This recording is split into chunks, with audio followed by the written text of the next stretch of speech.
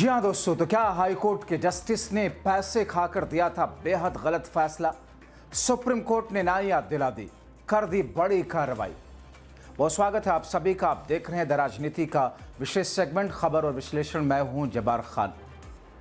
तो क्या 200 अदालतों के हर फैसले न्यायिक प्रक्रिया के तहत सीधे, सच्चे और ईमानदाराना नहीं होते हैं? क्या अदालतें और जजेस भी पक्षपात करती हैं? आखिर कैसे एक जस्टिस ने इतना गलत फैसला दिया जिसके खिलाफ में सुप्रीम कोर्ट ने कड़ी कार्रवाई करते हुए सख्त लहजे में फटकार लगाई? दोस्तों, विस्तार से आपको बताते हैं, अंत तक इसे जरूर देखें क्योंकि खबर बेहद अहम है, संवेदनशील है। दोस्तों, सुप्रीम कोर्ट ने एक मामले की सुनवाई के दौरान इलाहाबाद हाई कोर्ट के एक जस्टिस के फैसले को अब तक का सबसे खराब न्याय वाला फैसला बताया और फैसला सुनाने वाले जस्टिस के खिलाफ कड़ी कार्रवाई कर दी, बड़ा एक्शन ले लिया।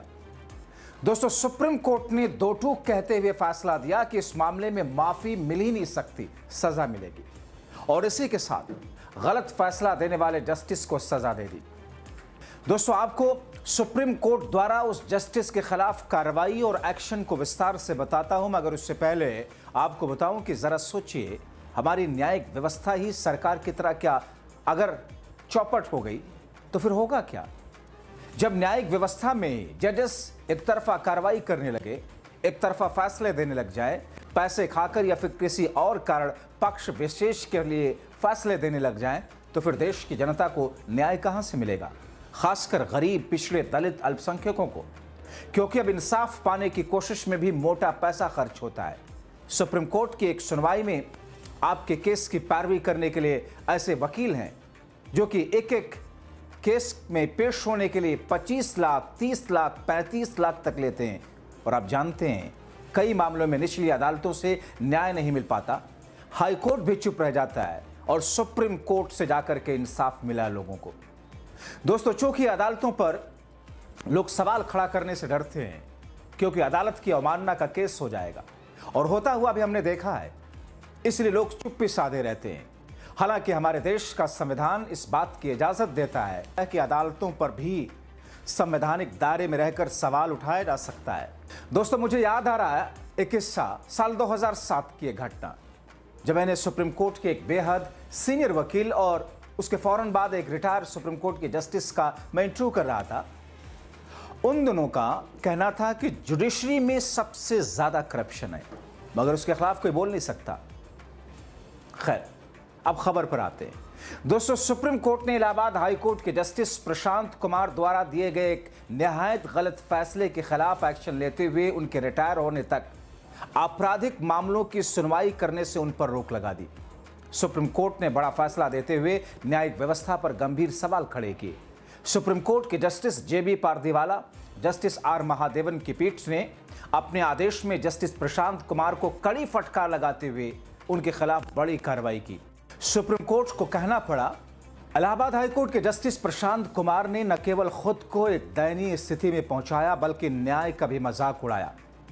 हम ये समझने में असमर्थ हैं कि उच्च न्यायालय स्तर पर भारतीय न्यायपालिका में क्या गड़बड़ है। कई बार हम ये सोचकर हैरान रह जाते हैं कि ऐसा आदेश किसी बाहरी विचार से पारित किए जाते हैं या ये कानून की सरासर अज्ञानता है। जो भी हो, ऐसे बेतुकी और गलत आदेश पारित करना क्षमा योग्य नहीं है। दोस्तों, ये सुप्रीम कोर्ट ने कहा है, ये सुप्रीम कोर्ट ने सख्ती दिखाई है। सुप्रीम कोर्ट ने इस मामले के कई ऐसी टिप्पणियों का जिक्र मैं आपके सामने करूंगा जो दर्शाता है कि न्यायालयों में जजेस किस तौर पर धांधली करते हैं, गलत फैसले देते हैं, मगर उनके खिलाफ बोलने पर अदालतें अवमानना का केस चलाती हैं। मगर इस मामले में सुप्रीम कोर्ट ने इलाहाबाद हाई कोर्ट के जस्टिस प्रशांत किशोर के खिलाफ सख्त कार्रवाई की। सुप्रीम कोर्ट ने कहा, हाई कोर्ट के जस्टिस का यह फैसला सबसे खराब और सबसे गलत आदेशों में से एक है, इसकी माफी नहीं है। इलाहाबाद हाई कोर्ट के मुख्य न्यायाधीश जस्टिस प्रशांत कुमार को उच्च न्यायालय के एक अनुभवी वरिष्ठ न्यायाधीश के साथ एक खंडपीठ में बैठाएंगे। हम ये भी निर्देश देते हैं, संबंधित न्यायाधीश को उनके पद छोड़ने तक कोई आपराधिक निर्णय नहीं सौंपा जाएगा उन पर। अगर किसी समय उन्हें एकल न्यायाधीश के रूप में बैठाया भी जाता है तो उन्हें कोई आपराधिक निर्णय नहीं सौंपा जाएगा। दोस्तों, सुप्रीम कोर्ट की इस तीखी टिप्पणी ये दर्शाती है कि सुप्रीम कोर्ट नाराज कितना है इस जस्टिस महाशय से। दोस्तों, सुप्रीम कोर्ट ने कहा कि इस मामले पर नए सिरे से कार्रवाई करने के लिए सुप्रीम कोर्ट ने आदेश जारी दिया और कहा कि उच्च न्यायालय से अपेक्षा की जाती है कि वो शिकायत में लगाए गए आरोपों की प्रकृति को समझे। इलाहाबाद हाईकोर्ट के मुख्य न्यायाधीश ने कहा कि वो इस मामले को किसी अन्य उच्च न्यायालय के न्यायाधीश को सौंपे। अब सोचिए, जो मामला इलाहाबाद हाईकोर्ट के जस्टिस देख रहे थे, जिसमें इन्होंने फैसला दिया, जिनके खिलाफ सुप्रीम कोर्ट ने फैसला दिया, कहा अब ये मामला किसी दूसरे न्यायालय के अधीन सौंपा जाए। दोस्तों, सुप्रीम कोर्ट की बेंच ने कहा कि वास्तव में उच्च न्यायालय ने स्पष्ट शब्दों में कहा है कि विशुद्ध रूप से दीवानी विवाद के मामले में शिकायतकर्ता द्वारा शुरू की गई आपराधिक कार्रवाई उचित है, क्योंकि शिकायतकर्ता को दीवानी मुकदमा दायर करके शेष राशि वसूलने में काफी समय लग सकता है। सुप्रीम कोर्ट ने उच्च न्यायालय के आदेश को रद्द कर दिया, मामले को नए सिरे से विचार करने के लिए हाईकोर्ट को वापस भेज दिया। इस मामले में अदालत ने स्पष्ट शब्दों में कहा, हम निर्देश जारी करने के लिए बाध्य हैं, यह ध्यान में रखते हुए कि विवादित आदेश संबंधित न्यायाधीश का एकमात्र त्रुटिपूर्ण आदेश नहीं है जिस पर हमने पहली बार गौर किया है। हमने समय समय पर ऐसे कई त्रुटिपूर्ण आदेशों पर गौर किया है। दोस्तों, खबरों के मुताबिक शीर्ष अदालत संबंधित मामले में इलाहाबाद उच्च न्यायालय के न्यायाधीश प्रशांत कुमार द्वारा दीवानी विवाद में आपराधिक मुकदमा चलाने की अनुमति देने से नाराजगी जताई, जो मूलतः न्याय की बुनियादी समझ है। दोस्तों, आपको बताएं कि मामला दरअसल दो कंपनियों के बीच पैसे लेने से जुड़ा हुआ था। मैं आऊंगा कि आखिर मामला क्या था जिस पर यह पूरा का पूरा विवाद हुआ और किस तरीके से गलत फैसला दिया इलाहाबाद हाईकोर्ट के जस्टिस ने और सुप्रीम कोर्ट ने न सिर्फ सुधार किया बल्कि उस इलाहाबाद हाईकोर्ट के जस्टिस के खिलाफ में कार्रवाई भी की है। मगर दोस्तों, आप सोचिए कि अगर इलाहाबाद हाईकोर्ट में बैठा हुआ एक जस्टिस अगर इस तरीके से गलत फैसला देता है, हो सकता है उसने पैसे खाकर यह फैसला दिया हो सकता है किसी मंत्री नेता के प्रभाव में यह फैसला दिया हो सकता है उसने किसी और लालच में किसी और तरह की रिश्वत ली हो सकता है उस पर किसी किस्म का दबाव रहा हो सकता है उसको रिटायरमेंट का कोई पैकेज चाहिए जो कि किसी एक पार्टी विशेष या व्यक्ति विशेष लोगों के लिए अपने फैसले में सॉफ्टनेस दिखा रहा हो। ये सारी की सारी स्थितियां उत्पन्न हैं और किसी भी चीज़ को सही माना जा सकता है। अभी तो जांच के बाद स्थितियां सामने आएंगी। लेकिन दोस्तों, इस मामले के बारे में जल्दी से आपको अवगत करा देते हैं जिस पर हाईकोर्ट के जस्टिस ने गलत फैसला दिया। दरअसल मेसर्स ललिता टेक्सटाइल कंसर्न, जो कि कपड़ा निर्माण में इस्तेमाल होने वाले धागे का थोक और खुदरा व्यापार करती एक कंपनी है, और मेसर्स शिखर केमिकल्स, जो कि मेसर्स ललित टेक्सटाइल कंसर्न द्वारा आपूर्ति किए गए धागे से बने कपड़े के निर्माण और बिक्री के कारोबार में शामिल थी। मालिकों के बीच में विवाद से संबंधित है मामला। दोस्तों, ललिता टेक्सटाइल कंसर्न ने शिखर केमिकल्स को 52,34,385 रुपए का धागा आपूर्ति किया, जिसमें 47,75,000 रुपए का भुगतान किया और शेष 4,59,000 रुपए अगस्त 2019 से बकाया था। ललिता टेक्सटाइल कंसर्न के शिकायतकर्ता मालिक के अनुसार भुगतान के लिए दूसरे पक्ष से टेलीफोन पर संपर्क करने के प्रयास किए, लेकिन कोई राशि नहीं दी गई। मामले से जीएसटी विभाग ने भी कार्रवाई शुरू कर दी, लेकिन कोई फायदा नहीं हुआ। अपने वकील के माध्यम से दूसरे पक्ष को एक कानूनी नोटिस भेजा, लेकिन फैक्ट्री, घर, कार्यालय के पते पर भेजे गए सभी नोटिस परिसर बंद जैसी टिप्पणियों के साथ में वापस आए। उन्होंने धोखाधड़ी के लिए आपराधिक कार्रवाई शुरू करने के लिए फिर से वसूली नोटिस और कानूनी नोटिस भेजे, लेकिन वो भी वापस आ गए। उसके बाद पुलिस में शिकायत दी, लेकिन कोई एफआईआर दर्ज नहीं हुई। फिर उन्होंने मजिस्ट्रेट कोर्ट का रुख किया, जिसने शिकायत का संज्ञान लेते हुए भारतीय दंड संहिता की धारा 406 यानी कि आपराधिक विश्वासघात के तहत दंडनीय अपराध के लिए समन जारी किया। अब दूसरा पक्ष सुन लीजिए।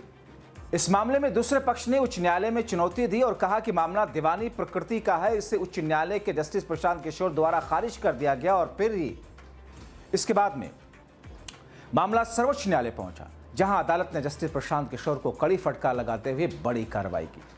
सुप्रीम कोर्ट को कहना पड़ा कि हाईकोर्ट के जस्टिस का यह फैसला सबसे खराब और सबसे गलत आदेशों में से एक है। इसकी माफी नहीं है। पूरे सम्मान और विनम्रता के साथ में हम ये कहने के लिए बाध्य हैं, सुप्रीम कोर्ट कहता है कि यह आदेश सबसे खराब, सबसे त्रुटिपूर्ण आदेशों में से एक है जो हमें इस न्यायालय के न्यायाधीशों के रूप में अपने कार्यकाल में ही मिले हैं। अदालत आगे कहती है, हमें इस बात पर कोई आश्चर्य नहीं हुआ कि मजिस्ट्रेट ने कानून की स्थिति के बारे में पूरी तरीके से अनभिज्ञता दिखाई। मामले को आईपीसी की धारा 420 के तहत दंडनीय धोखाधड़ी और आईपीसी की धारा 406 बीएनएस की धारा 406 के तहत दंडनीय आपराधिक विश्वासघात के तारे में लाए। हालांकि हमें उम्मीद थी कि कम से कम उच्च न्यायालय इन दोनों अपराधों के बीच सूक्ष्म अंतर और धोखाधड़ी तथा आपराधिक विश्वासघात के अपराध के लिए आवश्यक तत्वों को समझेगा। दोस्तों, अदालत ने कहा कि सबसे परेशान करने वाला हिस्सा वो तरीका है जिससे उच्च न्यायालय ने याचिकाकर्ता द्वारा दायर निरस्तीकरण आवेदन और उसके आदेश के पैरा 12 में की गई टिप्पणियों पर विचार किया। न्यायाधीश ने यहां तक कहा कि शेष राशि की वसूली के लिए शिकायतकर्ता को दीवानी उपाय अपनाने के लिए कहना बहुत ही अनुचित होगा, क्योंकि दीवानी मुकदमे का फैसला होने में लंबा समय लग सकता है और इसलिए शिकायतकर्ता को शेष राशि की वसूली के लिए आपराधिक कार्रवाई शुरू करने की अनुमति दी जानी चाहिए। अदालत ने कहा कि क्या उच्च न्यायालय की यह समझ है कि अगर अंत में अभियुक्त दोषी ठहराया जाता है तो निचली अदालत उसे शेष राशि प्रदान करेगी। पैरा 12 में दर्ज है, टिप्पणियां चौंकाने वाली हैं। दोस्तों, ये पूरा का पूरा मामला दरअसल ये दर्शाता है, मुझे कोई इंटरेस्ट नहीं कि उन दो कंपनियों के बीच में क्या हुआ, क्या फैसला उसमें आया, लेकिन दिलचस्पी मेरी इस बात में है कि क्या अदालतें इस तरह का फैसला देती हैं?